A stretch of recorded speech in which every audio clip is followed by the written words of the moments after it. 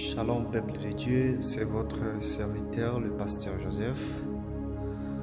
J'ai un thème bien, la délivrance par rapport à la pauvreté financière. Nous avons vraiment parlé richement sur ça. Ceux qui nous ont suivis en ligne ont été bénis avec des milliers de personnes partout au monde et le Seigneur avait fait grâce pour bénir son peuple. Bien-aimés, la Bible dit ceci dans 2 Corinthiens chapitre 8, le verset 9. Vous connaissez notre Seigneur Jésus-Christ, qui pour vous s'est fait pauvre des riches qu'il était, afin que par sa pauvreté, vous deveniez enrichis, afin que par sa pauvreté, vous soyez riches. Bien-aimé, Jésus s'est fait pauvre pour que tu sois riche.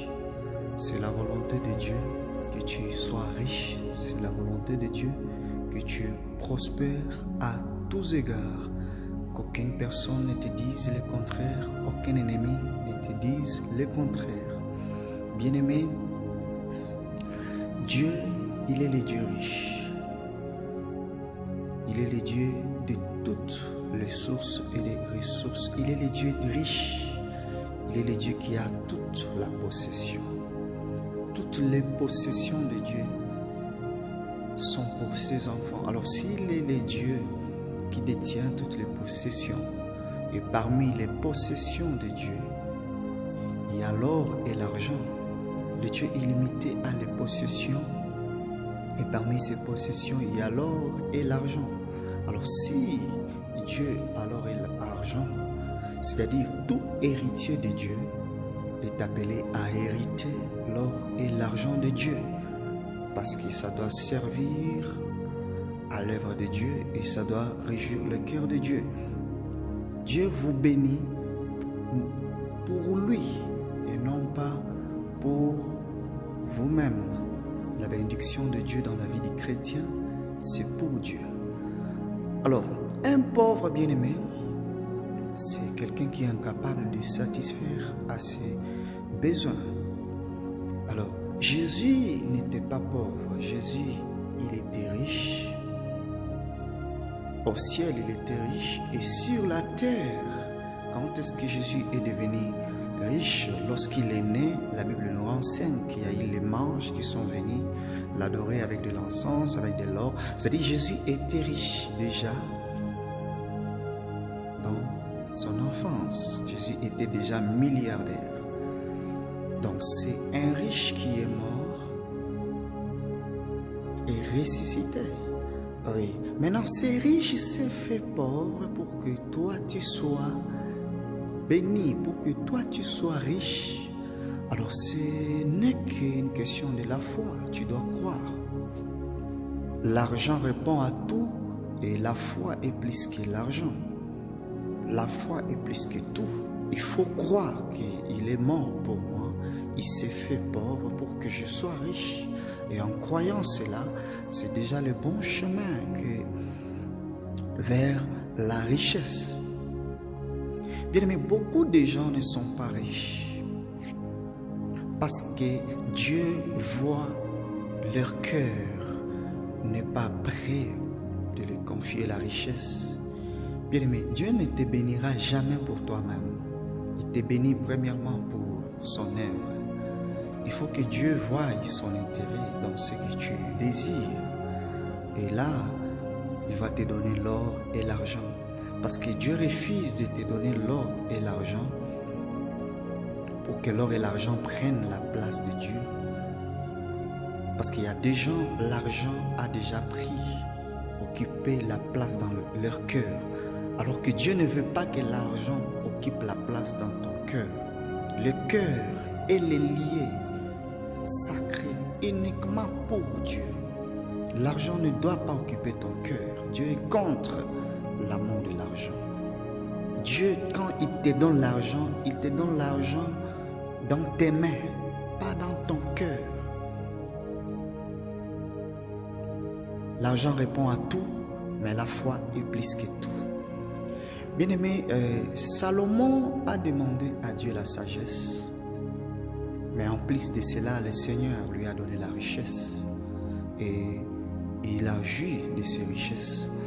Mais ce que Salomon n'a pas compris est que l'amour de Dieu devait demeurer dans son cœur, pas l'amour de l'argent.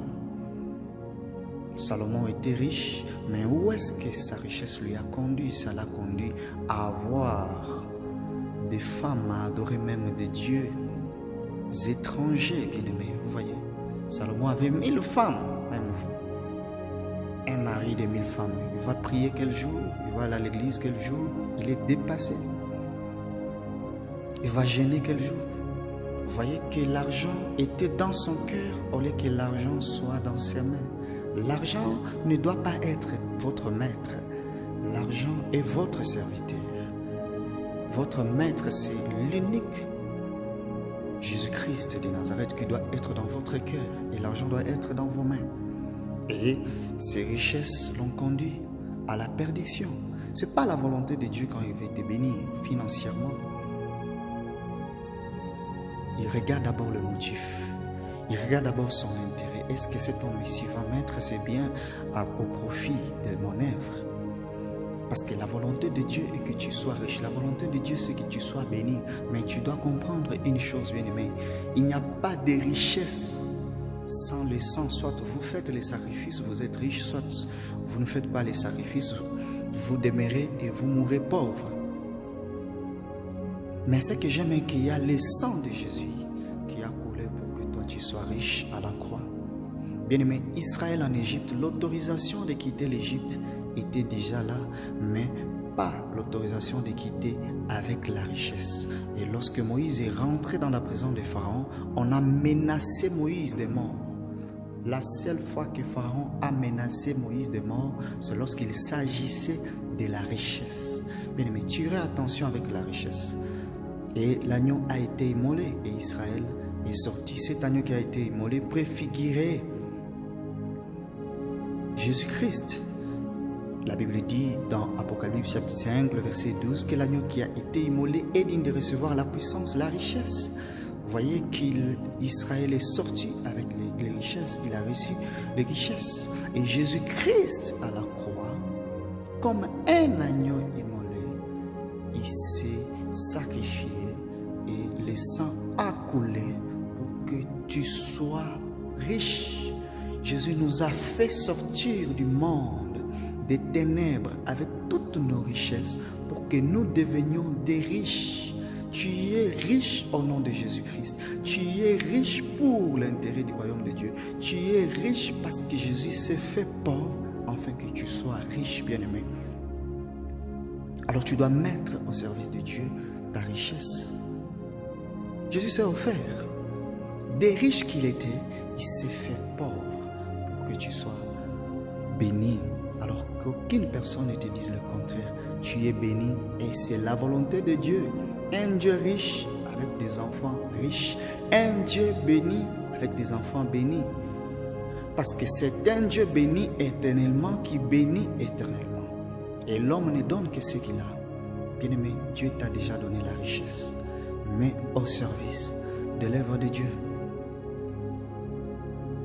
Il y a dans la parole de Dieu certaines choses qu'on doit en tout cas comprendre parce que bien même que nous disons que nous sommes riches, tout enfant de Dieu est riche spirituellement. Tout enfant, il n'y a pas d'enfant de Dieu pauvre, il est riche spirituellement. Et cela doit se manifester même financièrement, matériellement, dans tous les domaines de notre vie. Parce qu'il y a quelqu'un qui m'a posé la question, pasteur, mais Lazare est mort pauvre, il est allé au ciel. Je l'ai dit, mais pas Lazare est mort pauvre, mais il est allé dans les seins d'Abraham, les riches. Vous voyez?